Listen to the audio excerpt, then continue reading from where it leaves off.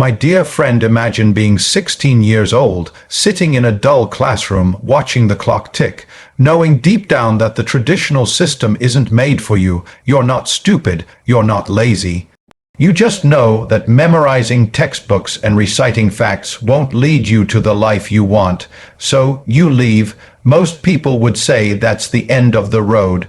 Society's script says if you drop out of school, your options shrink. You'll end up stuck in a dead-end job, living paycheck to paycheck, always struggling, always surviving. But that's only true if you accept that script, and high achievers don't. What separates the high-achieving dropout from the average dropout? It's not connections, it's not luck, it's mindset. It's the decision to own your life, even when the odds are stacked against you.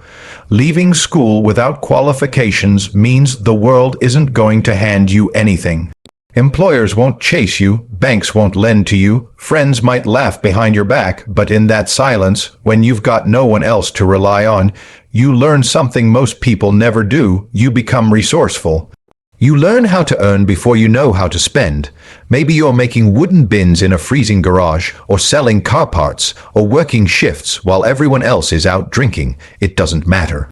What matters is you're building grit, discipline, and resilience, skills that no classroom teaches. While others are chasing approval and certificates, you're chasing results. You realize quickly that the real world doesn't care about your grades. It cares about the value you bring. You figure out how to solve problems, how to spot opportunities, how to turn 100 into 200 and then into 20. That's real education, that's business, and let's be clear, this journey isn't smooth. You'll make mistakes. You'll buy stock that doesn't sell. You'll trust the wrong people. You'll have weeks where your bank balance hits zero. But every mistake teaches you something school never could. You learn fast, because failure in business doesn't mean a bad grade.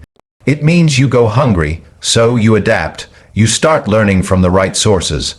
Not from outdated textbooks, but from people who have done what you want to do. You watch, listen, absorb. You ask questions. You stay humble enough to admit what you don't know and confident enough to bet on yourself anyway. While others are focused on their CV, you're building yourself as the asset. Then something shifts. You realize you don't need permission to start a business. You just need to start. You launch your first venture. Maybe it's small, remote control toys, model parts, something niche. But it works. You don't just earn money. You build momentum, and once you taste freedom, there's no going back. You reinvest, you expand, you build systems, you move from self-employed to business owner. You stop working in the business and start working on the business. And while most people your age are stuck in jobs they hate, you're creating jobs for others. That's the payoff no one tells you about. It's not just the money, it's the freedom, the ability to say, I built this. The power to control your own time, your own choices, your own future. But here's the part people miss. Dropping out didn't cause success. It forced a mindset shift. It removed the safety net. And without that safety net, you were forced to climb, to hustle, to think independently. That's what made you sharp. That's what built the foundation for success. You never needed a fancy degree. You needed clarity, conviction, and the courage to start where you were, with what you had, and build something better. While the world underestimated you, you got busy proving them wrong. And along the way, you realized something powerful. It's not about where you start. It's about whether you're willing to take responsibility for where you finish. School can teach some things, sure, but life teaches faster if you're paying attention. You were never a dropout. You were just taking a different route, one that's harder, riskier, but filled with reward for those bold enough to keep going. Let others chase titles. You're chasing freedom. Let them wait for opportunities. You create them. Let them follow the map. You're drawing your own, and you wouldn't have it any other way. There's a reason most people stay broke, even when they earn more. It's not because they're not working hard. It's not because they're unlucky. It's because they're playing the money game completely backwards. They get paid, and the first thing they do is spend. New phone. New clothes, a slightly better car they can't really afford, nights out, monthly subscriptions, and what do they have to show for it at the end of the month? Nothing but bills, debt, and a desperate wait for the next paycheck. That's the blueprint society pushes. Earn, spend, repeat. The problem is, that cycle never ends unless you make a conscious decision to break it. And that starts with one shift. Stop buying liabilities. Start building assets. So what's a liability? A liability is anything that takes money out of your pocket every month. That shiny new car with the monthly payment, liability. The latest iPhone you didn't need, liability. The rented apartment that eats half your salary but looks great on Instagram, liability. Now, let's talk about assets. Assets are the opposite. They're things that put money into your pocket. A rental property that pays you every month, a side business you built on weekends, a YouTube channel that earns while you sleep, even a skill that increases your earning power, like sales, copywriting, coding, or digital marketing, is an asset. The moment you understand this difference, the game changes. High achievers get this early. They don't just chase income, they chase ownership. They don't work for money forever. They work to build something that eventually works for them. The average person will finance a new car and call it progress. The high achiever will drive the same car for years while they save and invest in something that grows in value. Why? Because one is thinking about image. The other is thinking about freedom. It's not about how much you make. It's about what you do with what you make.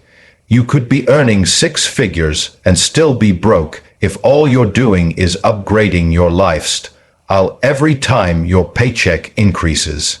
That's called lifestyle inflation. It's a trap. Most people think being rich means looking rich. High achievers know being rich means owning things that appreciate, things that produce cash flow, and things that keep working even when you don't. They don't chase stuff, they chase systems. Here's the truth. Every dollar you spend today either makes your life easier in the future or harder. If you use it to buy an asset, it might create income, security, and options later. If you waste it on a liability, it might feel good for a few hours, but that's all you get. A moment of pleasure traded for long-term pressure. This mindset isn't about being cheap. It's about being smart. It's about asking better questions before you spend. Will this purchase grow in value? Will it generate income? Will it open new doors? Look at people who win the lottery or suddenly come into wealth. They almost always lose it. Why? Because they never learned how to treat money as a tool. They treat it as a toy, and toys don't pay bills. High achievers don't wait until they're wealthy to think like investors. They think like investors before they have money. That's how they build wealth in the first place. It's about planting seeds, assets, and watering them consistently, even when no one sees the effort, and it starts small. You don't need thousands to buy your first asset. You can invest in books, courses, tools, networks. You can start a small online business with less than what most people spend on fast food each month. The key is direction, not perfection. Every time you get paid, ask yourself, is this going towards something that works for me or something I'll be working to pay off later? Buy stocks, not sneakers. Buy knowledge, not nonsense. Build skills that compound. Build income streams that scale. Build systems that don't require your presence 24/7. The moment you understand the difference between consuming and creating, between buying toys and building tools, you stop chasing distractions and start building foundations. Most people won't do this. Most people want comfort. They want things now, but high achievers choose discipline over dopamine. They choose patience over popularity. They understand that wealth isn't loud, it's quiet. It's subtle, it's built quietly behind the scenes while others are busy trying to impress. The secret is simple. Assets make you rich. Liabilities make you look rich. Most people spend over a decade in school and still leave without knowing how to manage their money. They can recite Shakespeare, solve for X, and label every country on a map, but they don't know how interest works, how to budget, or how to invest. That's not just a gap, that's a trap.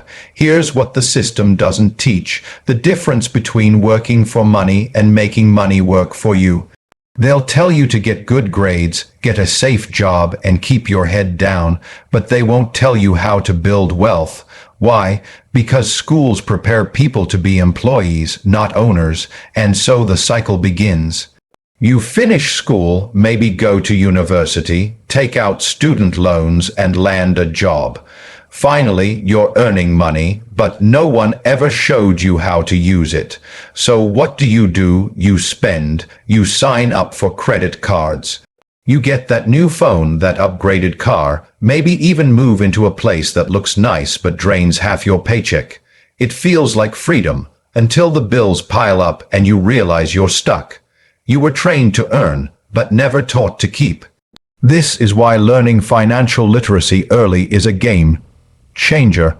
It gives you control, it gives you options, and most importantly, it gives you the ability to say no to things that most people are forced to say yes to because they're desperate, dependent, or drowning in debt.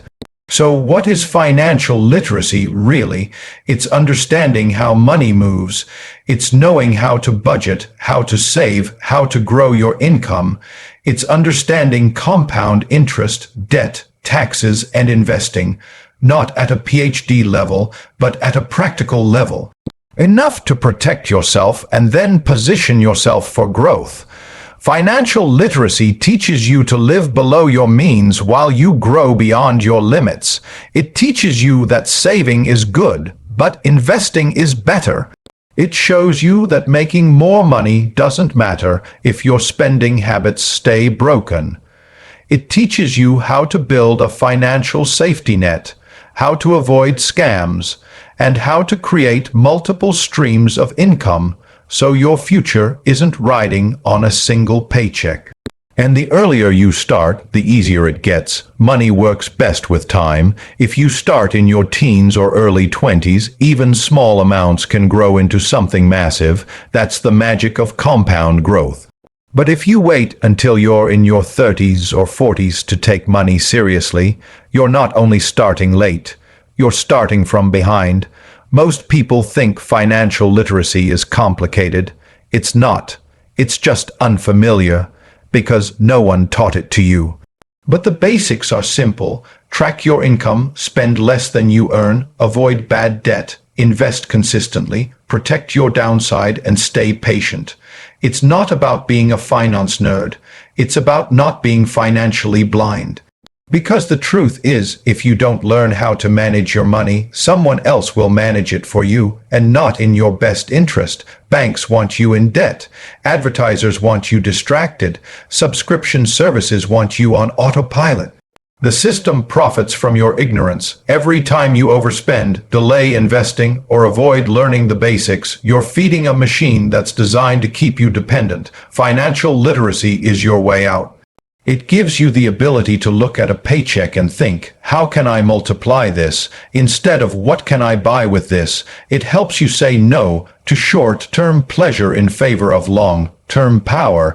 It turns every dollar into a decision, not just a transaction.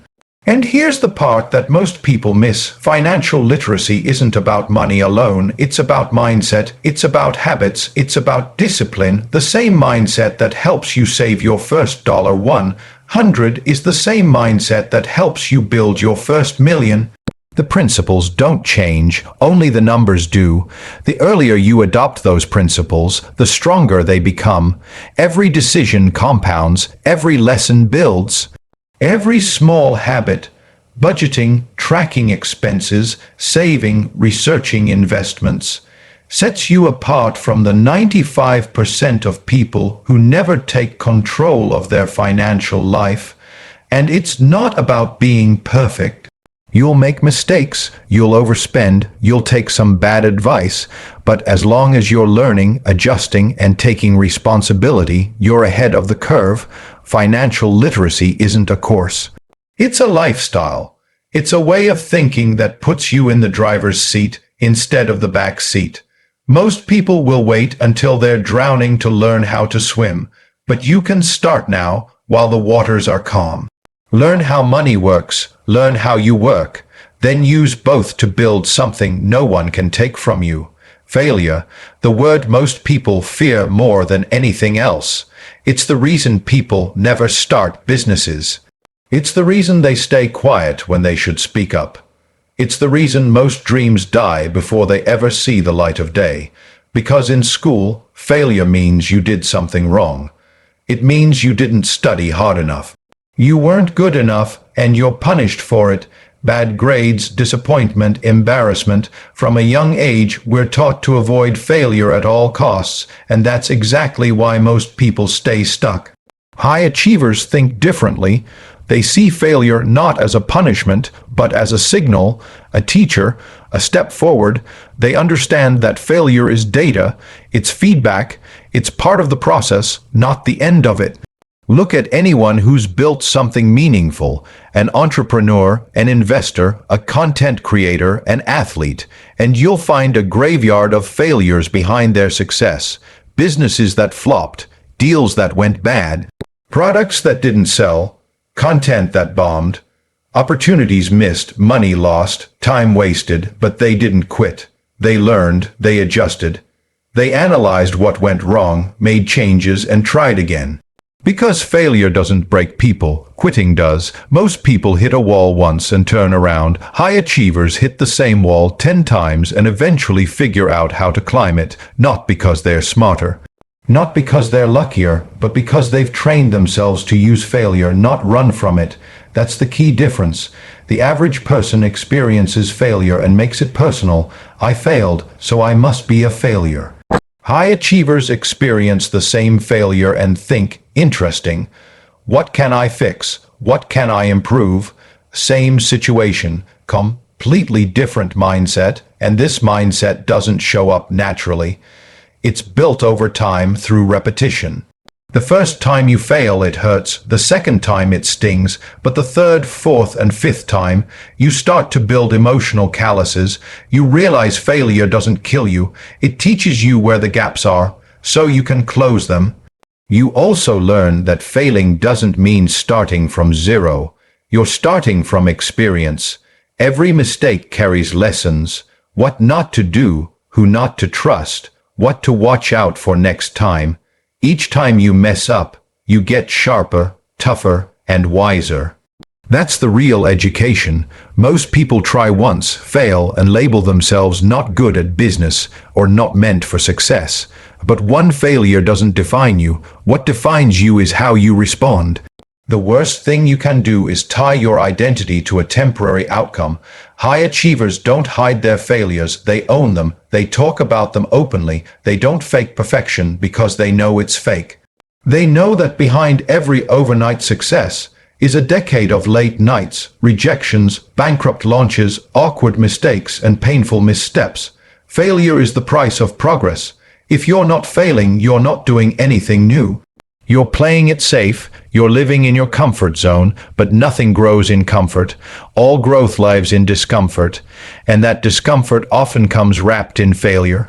So many people are waiting for the perfect moment, the perfect plan, the perfect opportunity, because they're terrified of failing, but waiting is just a slow form of fear. High achievers understand there's no such thing as a perfect start. There's only starting, failing, learning, and improving. You learn more in one bad business deal than in 10 business books. You grow more from a lost client than 100 compliments. Success feels good, but failure builds you. It shows you where you're weak, so you can become strong. It humbles you, sharpens you, and prepares you for the next level. There are lessons inside failure that success will never teach you. When things go well, you relax. You assume you're doing everything right, but when things break, that's when you truly learn.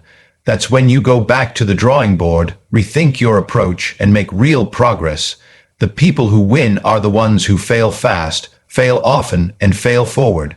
They don't try to avoid pain, they train themselves to use it. Every failure is fuel if you know how to burn it. It's pressure that turns you into something more. It forces growth. When failure becomes familiar, it loses its power. It becomes just another step on the path. The sting doesn't last as long. The recovery gets faster. The bounce back gets stronger. You stop fearing it, and you start respecting it for what it gives you, not what it takes away. Social media is one of the most powerful tools in the world today, and one of the most dangerous. It can build your future or destroy your focus. It can connect you with ideas that change your life or distract you until your potential fades away. The difference, how you choose to use it. Most people use social media as a playground. They scroll, swipe, and double, tap their way through life. Hours gone, days wasted, chasing likes, validation, and dopamine hits from people they don't even know. They consume endlessly, entertainment, gossip, noise, without asking themselves one critical question: what is this doing to my mindset? High achievers see things differently. They treat social media as a tool, not a toy. They don't just consume, they create. They don't chase attention, they add value. They don't follow trends.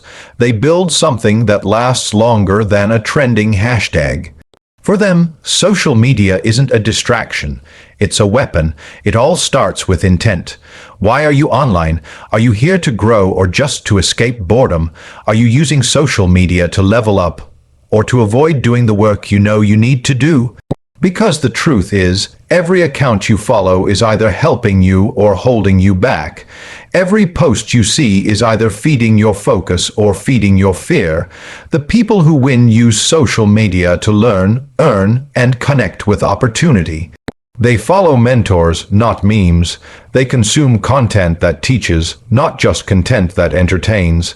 They understand that their feed is shaping their thoughts, their beliefs, and ultimately their future. You want to learn how to invest? There's a free masterclass happening every day in the right corner of the internet. Want to understand how to sell, market, create content, build an audience, launch a business? It's all there, but you've got to choose to look for it. Because for every one person teaching something valuable, there are 100 just wasting your time.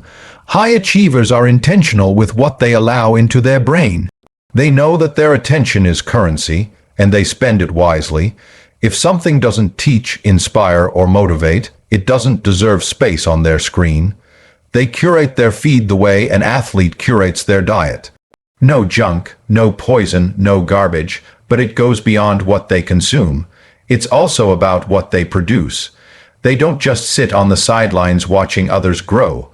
They use social media to build something. A brand, a business, a reputation, an audience, a movement.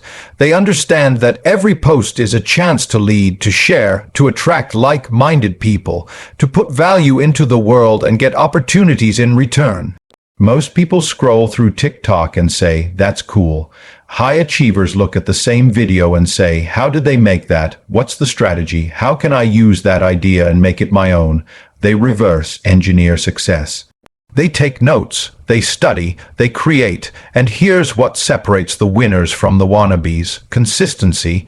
Anyone can post one good video, anyone can go viral once. But building something meaningful on social media takes patience, effort, and showing up day after day. When no one's watching, when the views are low, when the algorithm isn't playing nice. The people who win treat content like a craft. They don't post random stuff and hope it works. They study what works. They understand their audience. They speak with purpose. They build a personal brand that reflects what they stand for, not just what gets clicks. They also know how to protect themselves from the downsides of social media, the comparisons, the negativity, the pressure to look perfect. High achievers don't care about fake applause. They care about real impact.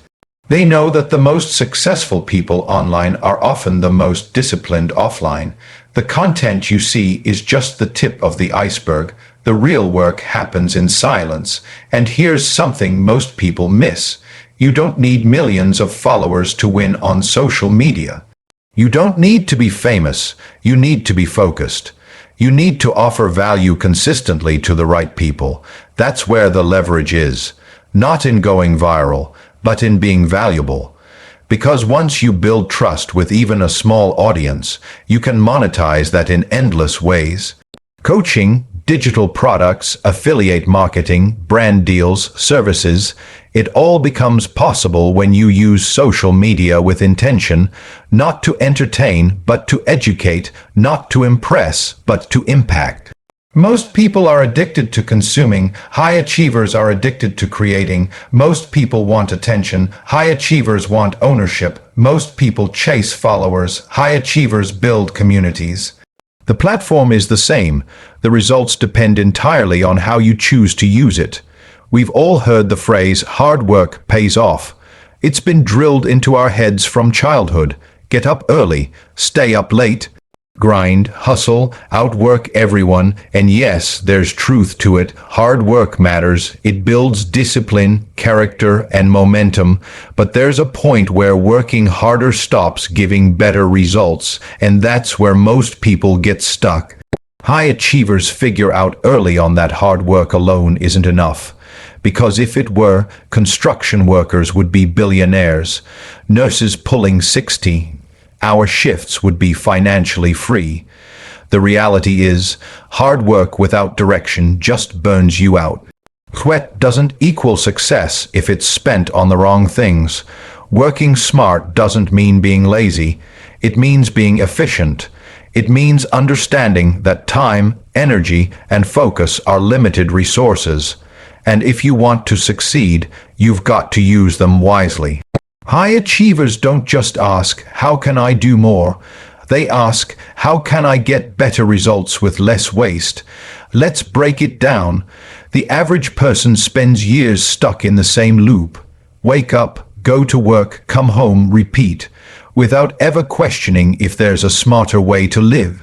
They chase promotions instead of building assets. They trade time for money instead of building something that pays them without their time. That's not a strategy, that's survival. Smart work starts with clarity.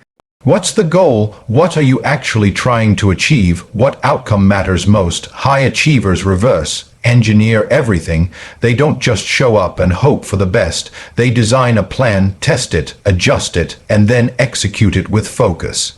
They prioritize leverage. Leverage is the secret weapon of smart work. It's the ability to get bigger results from smaller efforts. That might come through systems, automation, technology, people, or content.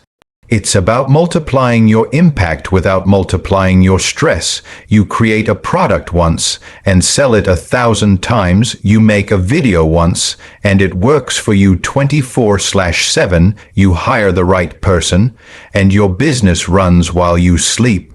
That's leverage, that's scale, that's how high achievers move faster with less effort. Working smart also means eliminating distractions. Not every task deserves your attention. Not every notification needs a response. High achievers protect their time like it's gold, because it is. They don't wear busyness like a badge of honor. They measure progress, not activity. If something isn't moving them closer to their goals, they cut it out. They also delegate. Most people try to do everything themselves out of fear, pride, or habit. But high achievers understand that doing it all doesn't make you a hero. It makes you slow. You don't get paid for doing everything. You get paid for creating value. Delegating low-level tasks frees up time to focus on high-level thinking, strategy, innovation, growth. And while everyone else is grinding endlessly, high achievers are constantly learning, adapting, and optimizing. They reflect on what's working, what's not, and how to improve. They don't just keep pushing harder. They pause, analyze, and pivot. That's smart work, being flexible, not rigid, being strategic, not reactive. They also understand the power of energy management. It's not just about time. You can have 10 free hours and still get nothing done if your mind is foggy and your body's drained. High achievers treat their energy like currency. They eat well, sleep well, take care of their body, and build routines that recharge them, because a sharp mind in a tired body doesn't win. Smart work isn't about shortcuts, it's about systems. Systems create consistency. Whether it's a sales funnel, a content calendar, a budgeting spreadsheet, or an automated email sequence, systems save time, reduce stress, and make success repeatable. High achievers also focus on inputs they can control, not outcomes they can't. You can't always control how fast something grows, but you can control how consistent you are. You can't control the market, but you can control your skills, your effort, and your learning curve. Most importantly, they think in terms of long-term returns. While others are chasing fast money, they're building lasting assets. They're willing to take a step back today if it means 3 steps forward next year. They delay gratification. They invest in the process. Because smart work isn't about immediate rewards. It's about building leverage that compounds over time. You can be the hardest working person in the room and still lose to the person who's working smarter. Because effort without direction is like running full speed on a treadmill. You sweat, you struggle, you grind, but you're not actually going anywhere. Smart work points you in the right direction before you start sprinting.